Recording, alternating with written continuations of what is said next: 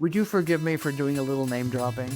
I jump on my Triumph motorcycle and I ride up and rip open the door. And I was a Protestant fundamentalist physics major when I went in there. I had just had out-of-body experience, ego disintegration. I was flying around the universe. Somehow felt I was going to be working with weird stuff. I'm so grateful. High consciousness gets on people you interact with. I do have another question for you. Great question. Great question. In my very first episode of the Chris Senise Podcast, Rewire Your Brain, I interviewed the very captivating psychologist, inventor, and founder of the BioCybernaut Institute, Dr. James V. Hardt. During that episode, we not only covered brainwaves and neurofeedback training, but also the extraordinary journey that led Dr. Hardt down his path. This episode is a story about a man and how one redirection shaped his career, the lessons learned along the way, and his vision for unlocking human potential that have made him a pioneer. Take a listen. Thanks for your interest in sticking around to watch or listen to my podcast, dedicated to providing tools and resources to help you claim and live your best life. If you're loving these conversations, make sure you hit that bell to subscribe or follow and never miss an episode of the Chris Senise Podcast. Don't forget to tap the like and share it with someone who needs a little inspiration today. Let's grow this community of curious, driven minds together. I do have another question for you. Sure. Yeah. What was your big aha moment where you said, I must go in this direction? Great question. Great question. I was a physics major at Carnegie Institute of Technology, fall semester, my senior year. I come out of the student union after lunch, and there's a big hand-painted sign. Every letter is a slightly different color. Dr. Joe Camilla will speak on brainwaves and consciousness, and that's just 10 minutes away, and it's in Margaret Morrison College right across the tennis courts, and I didn't have a class that hour, so I went. And I met the man who had discovered 5 years earlier and reported that people could voluntarily control their own brainwaves. Well, I had a friend who was a grad student at Duquesne University, and he was studying phenomenology, a science of consciousness. And so I was reading with his help Father Pierre Teilhard de Chardin, The Phenomenon of Man. And this is all great, but there was nothing measurable. It was all, happy talk. And I'm a scientist, okay? So what's measurable? Well, suddenly brainwaves are measurable.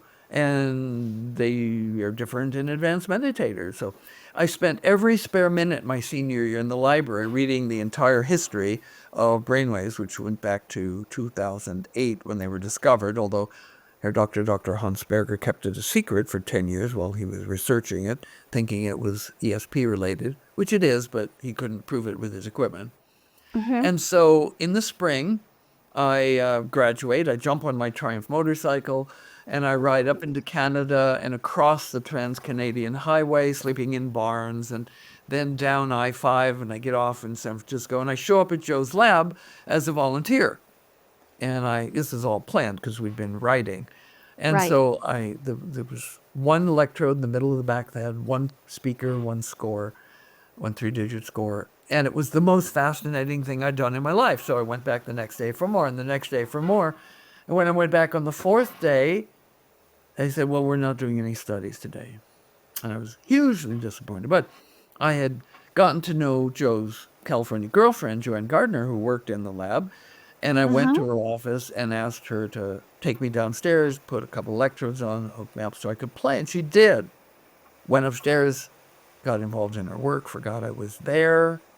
Later, went to lunch with 9 other people from the lab and Paul Gorman's VW camper. And in course 11 of her 12-course Chinese lunch, she goes, oh my God, there's somebody in the chamber still. And so they rush out of the restaurant, hurtle across town, run into the building, rip open the door, and interrupt the latter stages of a most incredible adventure. I was a Protestant fundamentalist physics major when I went in there. I had just had out-of-body experience, ego disintegration. I was flying around the universe, meeting up with just corporate entities, and it was quite a lot. And then the door opens, and there's this mob of people standing there, and they asked me to explain what happened, and I would say something in Paul Gorman, who toured India in that VW campervan with his wife Jane that summer, said, "Oh, that's a meditation experience." I'd say something else. "Oh, that's a meditation experience."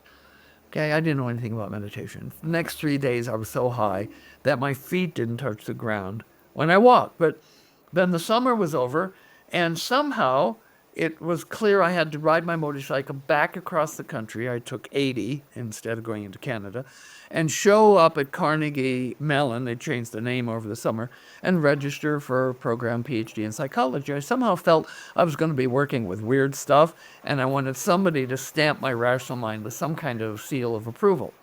And they Yeah. liked me, and they gave me a full scholarship and $2,200 a month to live on. And so I am now just registered. Okay, so what am I going to do the rest of the afternoon? Well, in my senior year, and the reason they liked me at the psych department is I had set up an exchange program between the psych department at Duquesne, where they had these French priests in from students of Merleau-Ponty. They were teaching phenomenology. Our rat-running professors called it witchcraft because they didn't believe in experience. It wasn't measurable, they said. And so I'd met Rolf von Eckertsburg. He'd been a grad student at Harvard under Timothy Leary about the time the LSD came in. And he'd taken tons of LSD. He'd lived in his community at Millbrook. His 3 children were conceived, his and his wife, on LSD, consciously bringing in the soul of each of those children. And I go, well, if anybody knows what this is, it's going to be Rolf. So I walk up the hill. He has rented one of the robber baron era mansions, so big that the 3rd floor has quarters for 11 maids. And so I walk in his office. He's got color wheels, there's puff of marijuana smoke here and there. And he looks at me, and he could see I was very different. And he goes, "Sit down."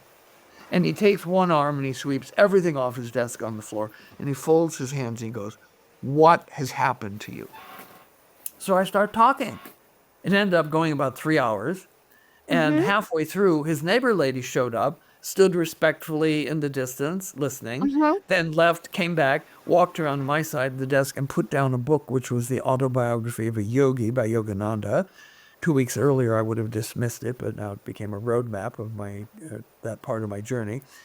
And at the end of the talk, at the end of my description, because all I wanted to do was tell people this cool thing that had happened to me.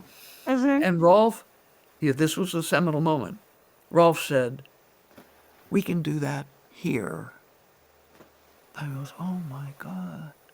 Yes, there's a soundproof chamber. There's a big pile of junky equipment, electronic equipment. With my knowledge of physics, I can put it all together. I can make a brainwave training center here. Yes. And in that moment, I was downloaded, not with a job, not with a career, not with a profession, but with a vocation.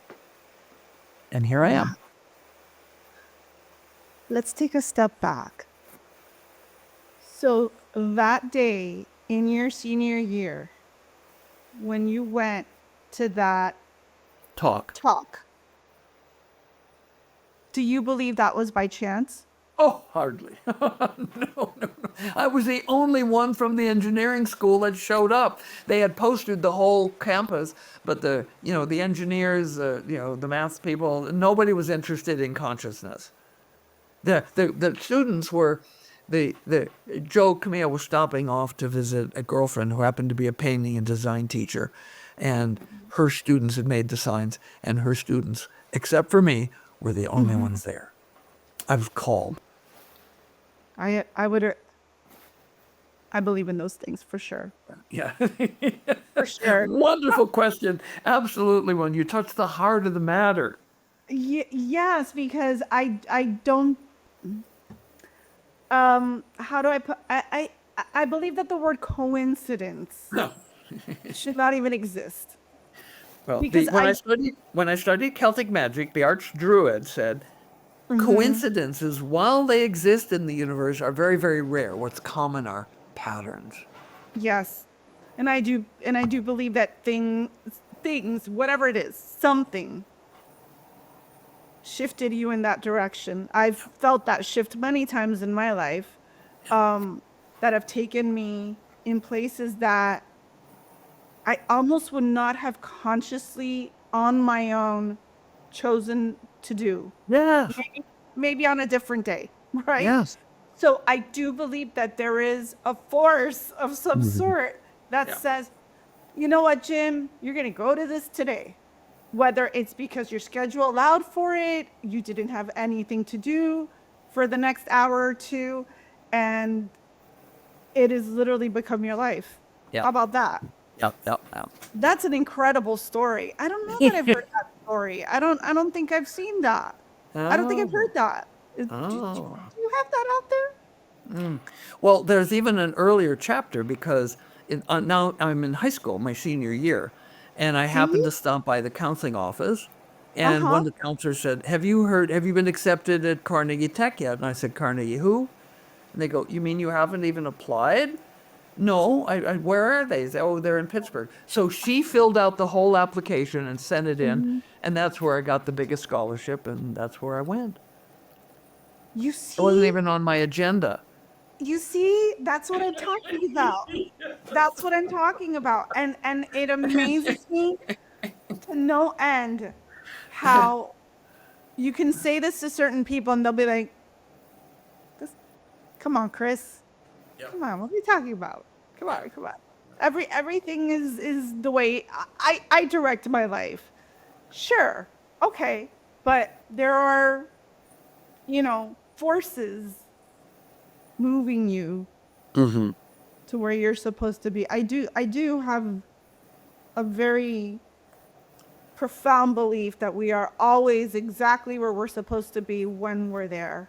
Thank you. And you know, that that is such a great story. I'm going to tell it a million times because I didn't know that story about you Mhm, before, and mhm, to see where this has led you is a very incredible journey. mhm. Wow. I'm so How many grateful.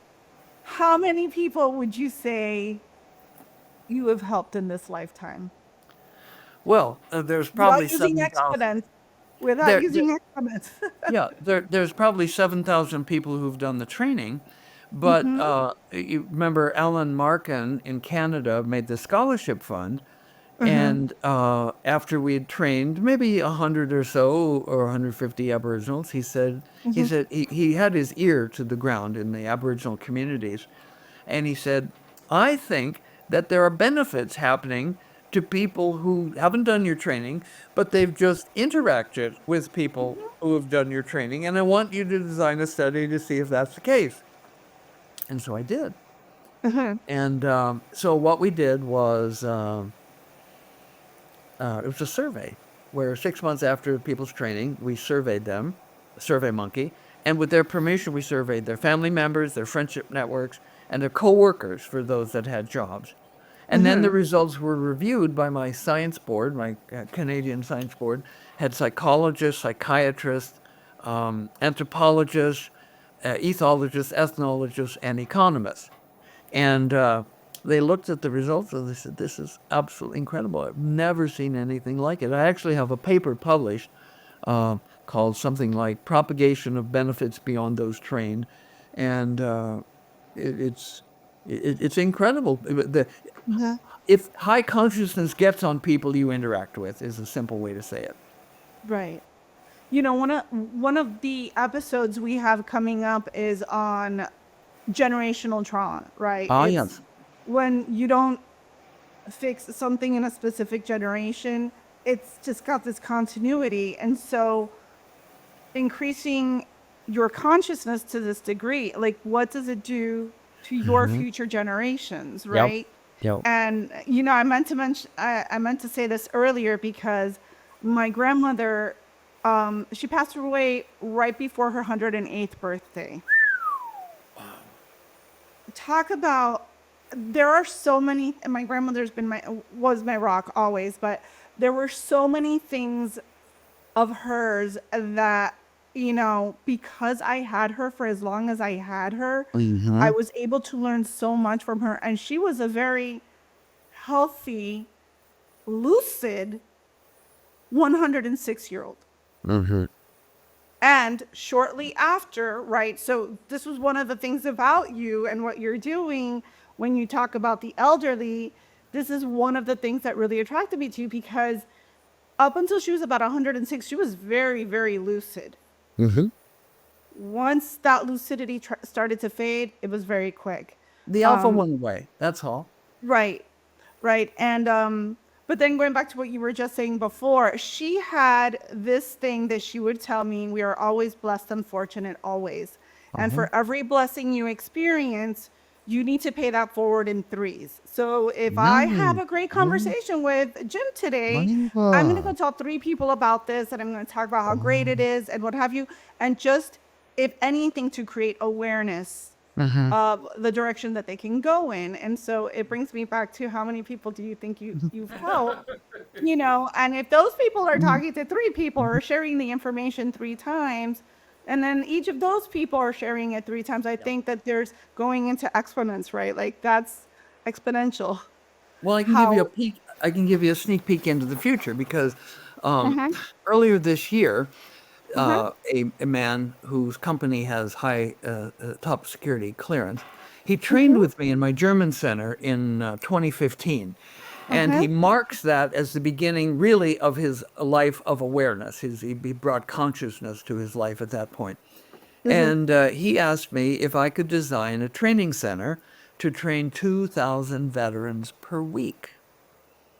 And so that has launched me into, I'm now well into a project with a programmer to create an AI assistant for trainers because presently a trainer needs to have a lot of intellectual smarts, be able to understand the technology and the math Right. and the science of Mm-hmm. brainwave, but they also Mm-hmm. have to be able to open their heart. Because if somebody's having an ego attack, no logic will work. They have to flood them with love. And so having somebody who has both of those skills is harder to find than somebody who's very loving and maybe has a smart AI assistant. So Oh, we're to address working the on, technical aspects, correct? yeah, to handle the tech and to look for things that most trainers don't have time to do, which are like Mm-hmm. trends in relationships between the mood scales and the brainwaves. And even brainwaves, I mean, we measure 128 different brain parameters in every training. And if it's an alpha training, we're only reporting on 8 of those. And so the AI can keep track of the 120 others and look for trends and what's going on. So the Mm. trainers will become much more powerful. And this guy said, when I started to wrap my head around training 2,000 people a week, then he said, okay, once you have that running, then I want you to do this in 4 or 5 other cities. And then I've been brewing on that and planning. And then he said, okay, now I want you to do 4 of these for every state in America. Oh my goodness. Because the veterans, there's millions of veterans and there's Yes. money set aside to treat them, but, nobody knows what to do. That's what works. There are grants. There are Yeah, grants out there exactly. Yeah. that can be used for this. We talked about grants earlier. Yes. That is such an impressive direction to go in. It is an area that I do believe needs a lot of attention. Yep. And if we can shift some of, I was about to say mindset, but I guess it's their wavelength, their waves, Uh-huh. their Yep. brain Yep. waves. The Sure. brain waves rule, Right. right? I'm gonna Uh-huh. remember that. Uh-huh. Um, that's massive.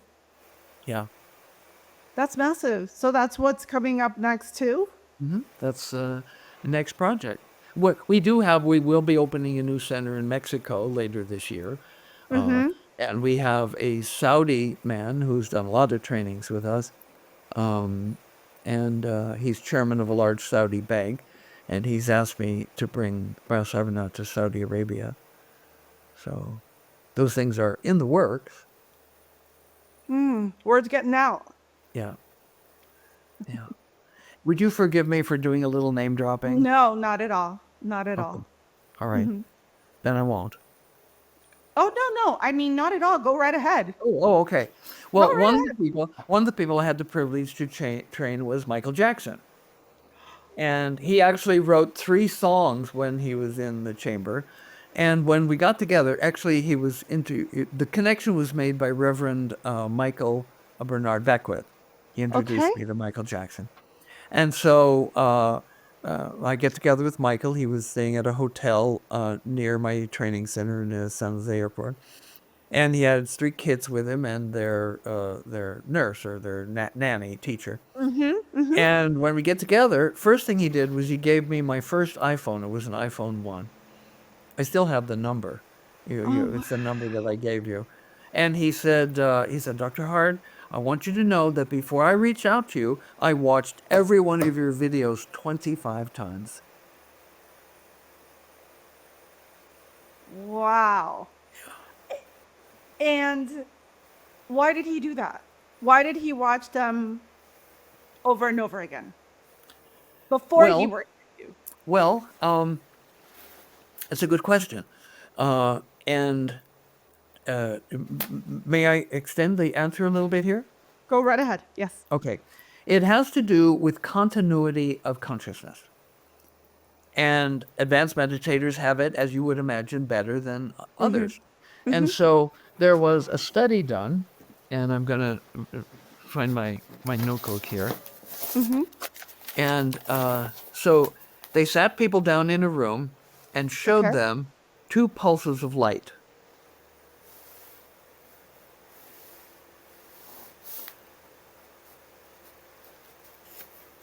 Okay, the pulses look like that. Where this is time in milliseconds, very short, and this is the intensity of light. This is off, this is darkness, and here the light is Uh-huh. on. Uh-huh. And so they sat people down in a chamber like we have, the little hole in the back wall, and they had a projector, a device called a tachistoscope that can make very precisely timed pulses of light. And they selected 4 different groups: non-meditators, beginning meditators, intermediate meditators, and the 4th group was advanced meditators. Well, everybody in the first 4 groups, first 3 groups, the non, the beginning, and the intermediate, when they were shown this, they reported that they saw a flash of light. A flash of light, that's what they saw. The advanced meditators, every single one of them had a different report. They reported they saw a period of darkness, they saw a period of rising intensive light, they saw a short period of steady intensive light, they saw a short period of falling intensive light, they saw a very short period of darkness, they saw a second period of rising intensive light, a second period of steady intensive light, a second period of falling intensive light, and then a long period of darkness. So only the advanced meditators had enough continuity in their perceptual field to accurately track what was going on. Everybody else saw a flash of light because Right. their consciousness was not continuous. And so I think one of the reasons that Michael Jackson watched each one of my videos 25 times was each time he watched, he heard something more. In fact, I can share a Ram Dass story. Ram Dass, my favorite Ram Dass quote is, "The only activity with any intrinsic and absolute worth is that of becoming more conscious." And so he used to, when I lived in San Francisco, he used to come on and be on KPFA all night. It was a FM radio station in the East Bay. And he would just be on, they'd have open mic, and people could call in, or he would just tell stories. And the example happened. The guy called in, and he said, Ram Dass, I know you have a yogi teacher in India, but I've never heard you mention his name. Would you please tell me his name?" He said, "Yes, of course." And he starts talking. Now, I'm recording this. I would have very slow speed audio. I would have 3-hour reels. Okay? And so, 10 minutes later, 15 minutes later, he's still talking. I haven't heard the name of his guru. But I've got the tape. Okay, so the next day, I'm playing the tape. And the guy calls in, he goes, I've never heard you mention the name of your guru. Would you tell him? Yeah, sure, yes, of course. And he starts talking. And I went all through the 3 hours, and I never heard the name of the guru. It wasn't until I played the tape the 10th time that I heard the name of the guru, and it was absolutely clear. Yes, his name is Neem Karoli Baba. But it took 9 times before I was tuned enough to be able to hear it. Yeah. There's another Ram Dass story where he was at his Neem Karoli's ashram in the Himalayas, and a guy came by and said, "I want to take you on a hike and show you something." So they go and they hike and they're up above the tree line. And then they come over this little lip and there's a beautiful bowl-shaped valley, very steep sides, just Mm-hmm. rocks, just Right. rocks. No Right. trees, no grass, nothing. It's just a bowl-shaped valley. Walls are lined with rocks. And Ramdas looks at the guide as if to say, well, you bring me here for this? What do you mean? And so the guide said, okay, now just tune a little, go a little deeper. And so he centered and he opened his eyes, and the entire valley was filled like with bleachers, with all these old yogis, like shoulder to shoulder. And his guide said, these are here, just not marginally on the physical plane, they're mostly on the astral plane, and they are transducing the forces of chaos so our reality doesn't dissolve into chaos. And because these guys are here, we have a solid planet, we have a solid solar system, we have a solid galaxy. And so he didn't see it right away. I listened to that Ramdas tape 10 times before I heard the very clear answer. My guru's name is Neem Curly Baba. The first 9 times I didn't hear it. Why did Michael Jackson watch 25 times? Probably because he was tuning deeper and deeper and getting more of the meaning and connecting to, merging with where I'm coming from. Because the reason I get up in the morning is to help usher in an enduring golden age for all humanity and to increase consciousness for everyone and along the way to reduce suffering. Well, he is genius level, so I'm not surprised to hear that at all. And it's interesting because even as as a musician, you know, we have a theory of to be pro, it's you put 10,000 hours into your instrument. Yeah. And there is a meditative state that comes with that. Yes, indeed. Being repetitive, being intentional. So back to what you were saying about hearing the recordings so many times before you actually heard what you were looking to hear, it is the same thing, by the way, in just about anything, right? Because I'm a habitual person. I'm very methodical in the way I do things, and there's so much merit to what you just said because it is in the process of repetition that you hear things or you can master things and yeah, I'm just, you know, I'm blown away with the Michael Jackson thing because he's just like it's genius level. It doesn't surprise me in the least that he would seek out something like this or that he had put so much intention behind learning more and more and more about what you were saying by listening to everything or watching everything 25 times. Well, expanding the Michael Jackson story a little bit, Yeah. he stayed in touch, and he was trying to buy from a Middle Eastern royalty family a big Okay. estate in Las Vegas, where there was the main house and there were 12 guest houses. Each guest house had 12 bedrooms and its own Olympic-sized pool. And Uh-huh. he wanted me to put a Biocybernaut center in one of the guest houses, and then he was going to invite friends from all over Hollywood to come, and he was going to pay for their trainings. Mm-hmm. That was the plan. But you're doing this, and this is amazing work. Thank you for your help. Thank you. You're helping me.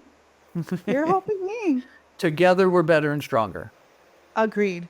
1,000%. 1,000%. It's about alignment, I think, that we, you know, I just think more information is better as long as it's good information and it's Yep. positive and, you know, has the best intentions.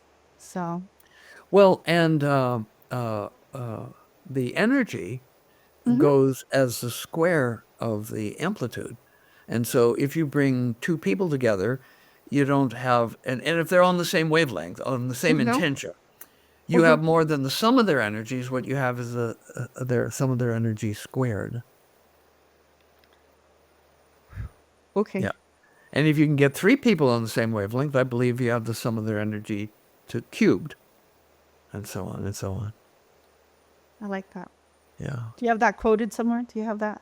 Do you have that hanging in your office? No, but I should. You In fact, should. here's the way I work it out. Okay. Let's say you and I each have a manifesting power, and we'll put the number 10 on it.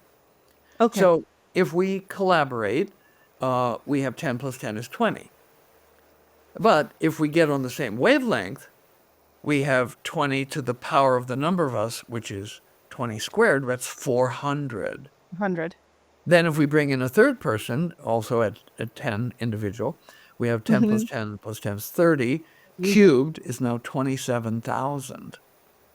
A fourth person would make it 2.5 million. A fifth person would make it 311 million. 6 people, we've got 47 billion. And we're just doing the same thing, but we're in alignment.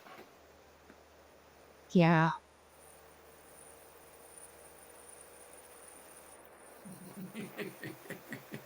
That's incredible. Wow. I don't even know what else to say. You've answered so much more than I even. And I thought I was like, I feel like it's going to be a long conversation because I've got a lot of questions, but we've covered so much ground on this call. Is there anything else you want to add? Well, along with the self-mastery Yes. comes many benefits. Now, we've studied like performance enhancement, mental and physical performance enhancement, like working with the Green Berets. These are no-nonsense kind of guys. They would get up every morning determined to be better at the end of the day in something related to their mission. Maybe it was strength, maybe it was endurance, maybe it was marksmanship, maybe it was martial arts, something. And so when they would encounter an ego obstacle, one of the hindrances, they would just charge forward. And they loved the training so much that the full bird colonel who ran the base asked me at the end of the program if I would leave the technology on base for another about 3 months, 2.5 months. And because once a week, the Green Berets had a voluntary day where they could do anything they wanted, sleep in, date their girlfriend, play ball, swim, whatever. 2/3 of them chose to go back and do more brainwave training because they found that it was the most valuable thing that they could do. Of course. Of course. I mean, once you can reach, I mean, you don't, who doesn't want that? I just, I don't have, I don't even know what can top that, because I think if you're there, then everything is in alignment, it's synchronized, it's everything in your life, just you can be in harmony with yourself, you can be achieving what you want to achieve.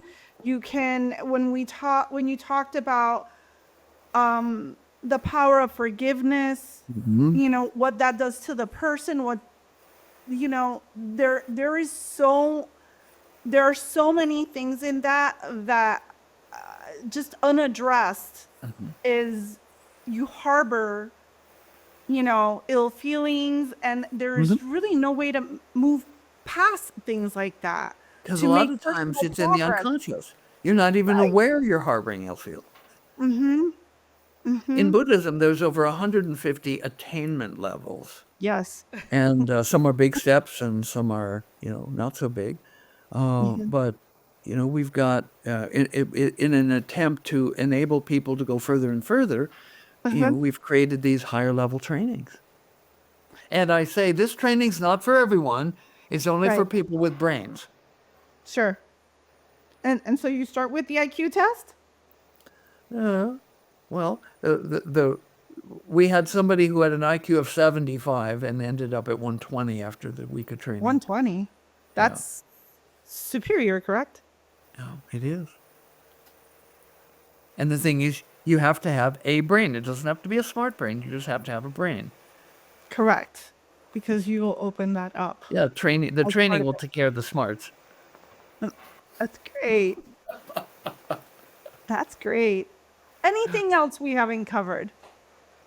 Oh, I'm sure there is, but how about we plan to get together again another time? Oh, I would love that. All right. I'm trying to be respectful of your time, but I feel like I could talk to you for like 24 hours straight because this is just such a, like, it's so eye-opening just for me to have started looking into it in the last 2 years. Makes me feel like, what if I'd known about this 20 years ago or Oh, 30 yes, years ago? exactly. Yes. And it's just one of those things. I feel the same way about mindsets.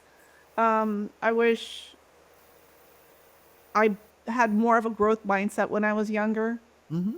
But hey, we are exactly Here where we we're meant. are. Here we are. Yes. Exactly. Thanks for your interest in sticking around to watch or listen to my podcast, dedicated to providing tools and resources to help you claim and live your best life. If you're loving these conversations, make sure you hit that bell to subscribe or follow and never miss an episode of the Chris Senise Podcast. Don't forget to tap the like and share it with someone who needs a little inspiration today. Let's grow this community of curious, driven minds together.